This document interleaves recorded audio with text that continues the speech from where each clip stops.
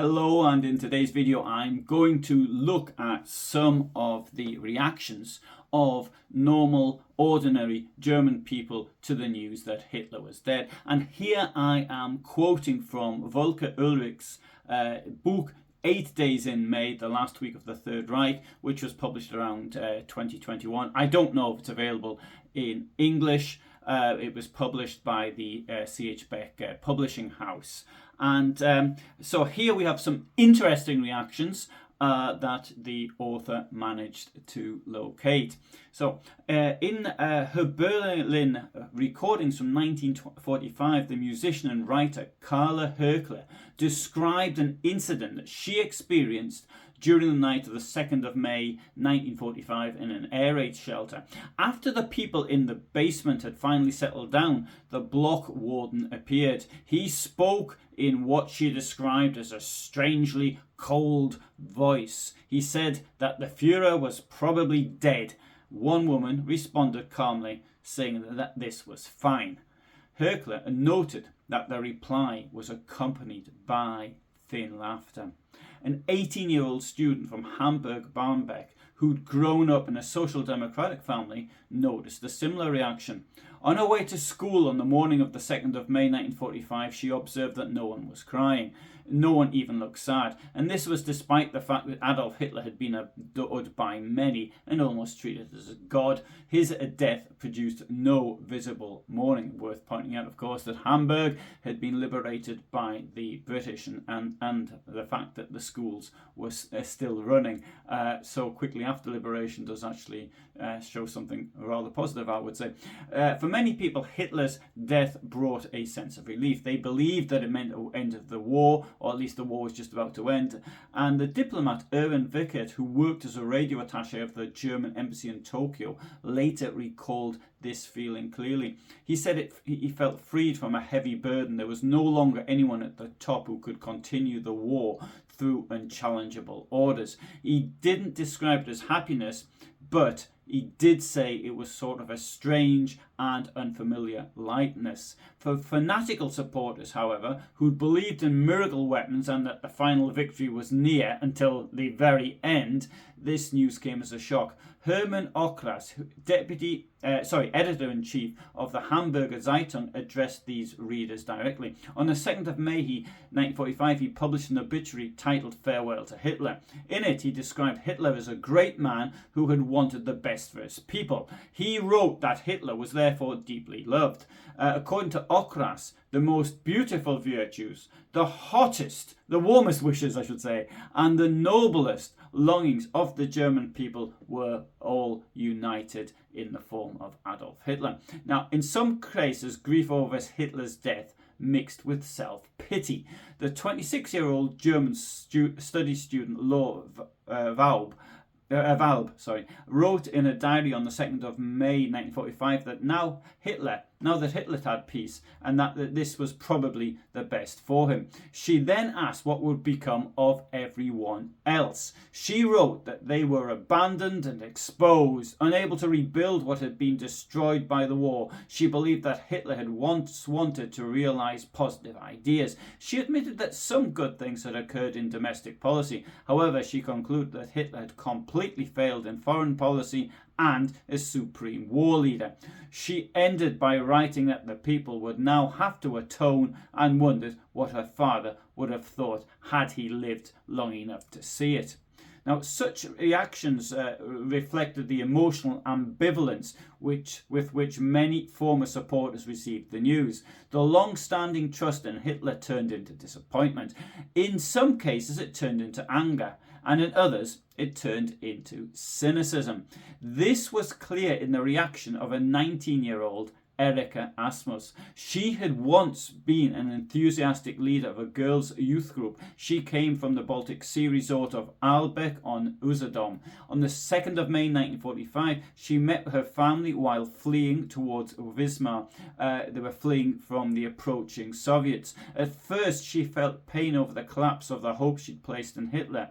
That feeling quickly changed. She compared the situation to a bankrupt company. In her words, the founder had run away and left everything ruined. She described this shift from grief to cynicism as the response of the deceived and the hopeless. In later years, Erika Asmus became known in the Federal Republic of Germany under the name of Carola Stern, and she was a prominent liberal or left liberal journalist. A very different reaction came from Friedrich Kellner. He was a judicial inspector from the small town of Laubach in Upper Hesse. Now, I did a video on Kellner about 5 years ago, and Kellner belonged to the small group of people who'd opposed Hitler early. He warned against shifting all the blame onto Hitler now that Hitler was dead, and blaming also Hitler's inner circle. He argued that every one of the millions of party members shared responsibility for the catastrophe. Kellner had been a member of the SPD before 1933. At the beginning of the Second World War, he started keeping a diary. In 10 notebooks, he recorded daily what he had heard himself or he'd learned from others. By critically reading the National Socialist press, he learned to see through propaganda. He reached a clear judgment about the criminal nature of the regime. When he learned of Hitler's death, he wrote that the most wicked political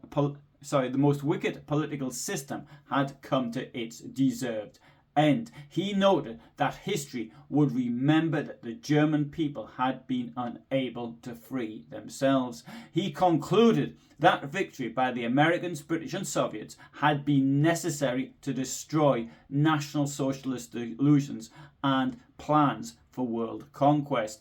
And I've done other videos on people who argued that the only way to exercise this ghost of militarism, which hadn't been exorcised after the end of the First World War, was this. It was the total destruction. It had to be made utterly clear who had won the war, which wasn't made clear at the end of the First World War, which in turn led to the stab in the back myth and blaming working people for the fact that the war wasn't won because they had been unable to get food.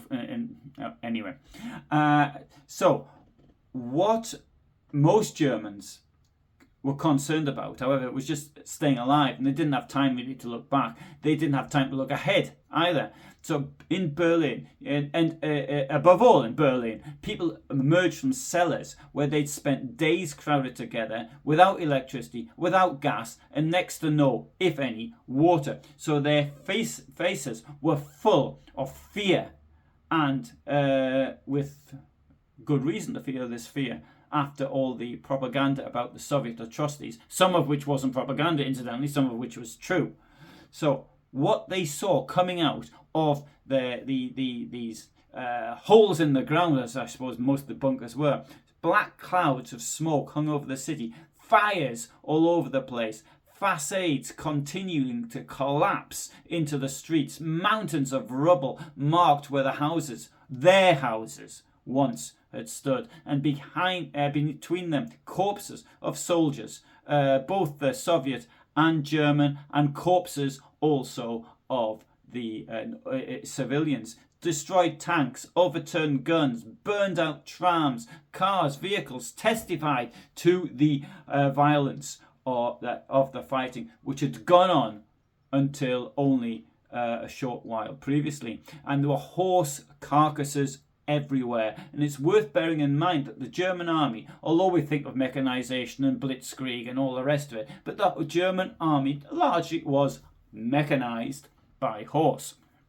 It wasn't like the British or the US armies, which were genuinely mechanized. Horse was really important as a form of transport. And for many Berliners, these dead horses became an important source of food. And the journalist Margaret Boveri recalled hearing on the morning of the 2nd of May that horse meat was being distributed. She ran to the spot. On the pavement lay half a horse that was still warm. Men and women stood around it with knives and axes cutting off pieces. Boveri took out her pocket knife and joined them. She later wrote that it wasn't easy. She managed to obtain part of a lung and a piece of the leg, still covered with skin, and she carried it away covered in blood.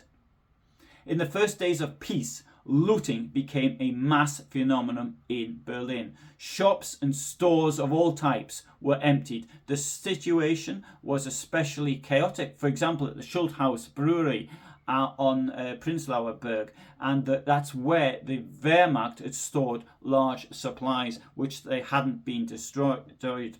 So people streamed out of the brewery carrying butter, margarine, cans of food, soap, biscuits, bread, chocolate, sweets, wine, and whatever they could lay their hands on. And one student later said that it was the Soviet soldiers there who had to fire shots into the air to restore order. And of course the Soviets themselves would have no doubt had a go at looting the place as well, because they didn't have access to such good food as the Germans had.